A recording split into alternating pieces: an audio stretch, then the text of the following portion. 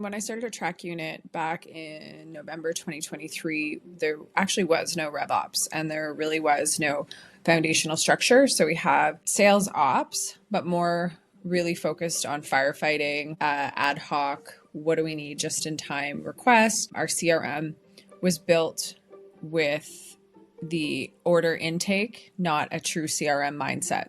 There was no one sales process. There were sales processes determined where you were living, who was your leader, what they thought actually worked. We had 5 different sales processes. We had 26 different ways to classify a customer in Salesforce, which is our data source, and we had no enablement. Really, the main focus when I came in was to try to get a lay of the land, put some form of structure in while figuring out how to build foundations. During this whole time, we were going through the sale at the same time. So everything was heightened, everything was pushed, and probably 20, 25 of us that actually knew what was going on and was curating all the content, material, and putting everything in place while doing it. And also while transforming the sales org to look ahead versus just looking just in time. Also during this time, we never really did outbound sales or any new sales. We really focused on our niche market. We are a unique company with a more niche market, so we didn't really focus on that. And we really thought we knew everything we needed to know to be successful. And we were extremely successful with where we were. So the focus is hiring new sales reps, setting them up for success with how do we manage leads, how do we manage the sales process in the CS organization. We had tons of ad hoc reporting, which we learned through the sale, was really killing us slowly. We had a consultant on and he's like, no, we're going to take all your Salesforce data and we're going to fix this. We're going to do this. And I was like, try. And they're like, your win rate's 98%. I was like, it is not. I can tell you right now. And so I spent over a year and a half truly setting in foundations, which included people, processes, and systems. I'm not a big go buy a million systems. I'm more make sure you do what you can with one system before adding a new one. So I hired a rock star Salesforce admin to come in, work really closely and help clean up what we were doing so that we could actually start tracking and measuring anything. During this time, I also hired a head of enablement to come in and kind of help all the stuff we were doing. So prior to her joining, we had built a new sales process. We had started to put some of these key drivers we needed in place, as well as starting to even use Salesforce as our source of truth. We purchased and upgraded our Salesforce instance, really started to define sales process and how actually we wanted to go to market with it and how we can actually leverage it from a tool and a guided selling perspective, as well as implemented a forecasting tool from Clary. And really the big thing was even enable. We turned Salesforce on. We made it mandatory in September of this year because it took this long to get through the sale, the kind of the bits and pieces and figuring it out. We actually learned that 75% of our business has a very different life cycle than the new 25% of our business. So we had to actually decouple how we looked at our business and really focus, which really drove roles, responsibilities, and this new go-to-market transformation. We really became the connected tissue of everyone within the go-to-market and other teams around. Prior to this, the sales ops was a go-to point within the commercial, but not a real working cog. We have our spokes that go everywhere and come in, and really built out this well-oiled working machine. One of our mandates is with the team, every single project that we do, if we are the only department in it, we're wrong. We're doing it wrong because there's so many connected tissues within our organization. We're the main intersection that is helping the team with data, process planning, and actually getting to see what is coming versus always looking back. And that's something that shift we've never really got to do until this year. We never really had any predictability. We thought we did. We were really good. And then all of a sudden you start adding these layers of people and new business and different regions. And we started to do all these expansions and it was like, whoa, this is different. Oh, we're not going to win as much. And so be able to really give some predictability around there and in all honesty, visibility. So when we built RevOps and I started to consolidate the teams and the support and not only consolidate from a functional department, but we're global and we're very global. We are EMEA, Americas, and APJ. We have to put it into a way that the business can run by supporting these, but they're all doing the same process the way that we need them to, using the same system so that we can have, really, really consistent cadenced data pipeline reporting so that we can inform the business and inform our investors. What did we do?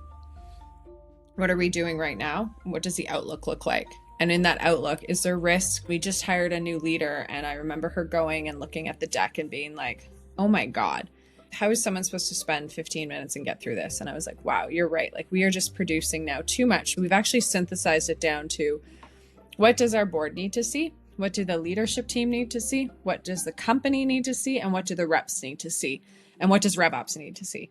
So we've distilled these KPIs, which if you actually look at our list, there's probably like 75 KPIs. Not that someone's tracking all the time. We've operationalized a lot. It sounds crazy, but it truly is there and put in practice so that everyone has the different lens that they can go in and see what they need to see to be successful. We wanted everything to be really consumable and actionable. And so we took away a lot of the noise. The big focus right now is new. It is really getting new customers, and really how do we grow? Our whole company before was really focused on an IoT device, subscription attached. And so the whole focus, which is actually the whole pitch of our sales kickoff this year, is beyond IoT. We have our own data platform that we sell with our customers now, and it truly is not just a product. It's this evolution of our company and how we use it. We use our own product to show our data, to extract our data, to leverage across the org. Because when you stick just with IoT, you're really stuck in a niche market. So this gives us this expansion, which allows us to grow and go into different industries as well as different countries. And that's one of the bigger areas of expansion that we're doing, looking in the Middle East, and APJ is another really big area. And Americas is one of the biggest growth opportunities. Everyone thinks that tools fix everything, and tools can actually be super challenging, especially with the RevOps team to come in. So we need to focus in when tools are brought in on adoption, enablement, and actually having them be what the customer, i.e. being, is it CS, is it sales, is it marketing? What do they actually need to be successful, and not just buying a tool because it's flashy. We stripped away a lot of these things in the organization that we found were, flashy. And I think that really helped us. And we really need foundation. Like putting in a mandatory sales process, putting in MedPick, putting in Spiced, putting in an Adopt, a layer model, things that are so simple of true standardization brings consistency, brings uniformity. The one thing I always say to my team, the only constant is change. And if you are not comfortable with change, RevOps is not for you. Something I implemented the first week that I started, we have already changed it twice because we become a different company almost every 6 months because we're in this growth mode. If you're not constantly testing what you put in place and how you're growing, we've changed our comp plan every single year. Why? Because every year our business looks different. This is the only company I've been to that it's been so changing, but I will argue every year that we need to continuously change it because our business has grown so much. My favorite example is win rate. Everyone and anyone can pull a win rate. It depends on if you use close date or created date. It depends if you're using trailing 12 months or trailing 3 months, but that one data point can directionally change how you run your business. Data is so key and critical in RevOps because it helps us run our business without having to manually talk to 200 people. Instead, it lets you run and do these models and be predictable and help support the team. So getting a true data foundation is also really key. We started with 5 data points. So we were like, we all trust these. We're all good with this. Let's go. And then we just build on them. It's like, okay, we can build on this pieces that we agreed upon. Like, what is a customer? It took us almost a year to get a new customer definition that made sense for our business. What we've accomplished in 6 months is crazy. It actually has been truly transformational, and looking at how we transformed, how we use the CRM, to how we forecast, to how we pipeline, and how we standardize process. Like, it was just like some of these things, yes, it's working with everyone, but it's kind of been a stamp in the ground of you have to do this. And this is stage gate and you can't get through without this. Not that you want to always do that for the team, but it has been something that's really helped to drive this value creation for this from RevOps perspective, but also for the teams to have some form of value and show what they're doing. In all honesty, it's the foundations, like the back to basics. I think the team had no idea how to properly use the CRM or to understand the need, I guess. Everyone thought that they knew, and no one really knew until what they got to see some of those foundational pieces and how critical process is. It sounds annoying, it sounds boring, but man, when it's on and it's rigorous and you can actually just run and you're just taught it it goes away from being a burden. In our sales kickoff, actually, we have a slide, and the first slide I go when I step on stage is, guess what? We're introducing a new sales process. It's a joke. They're always like, every time we see you, you're implementing something on us. And I was like, but has anything been horrible? Has anything not given you something back? And that answer is always, no, you're right.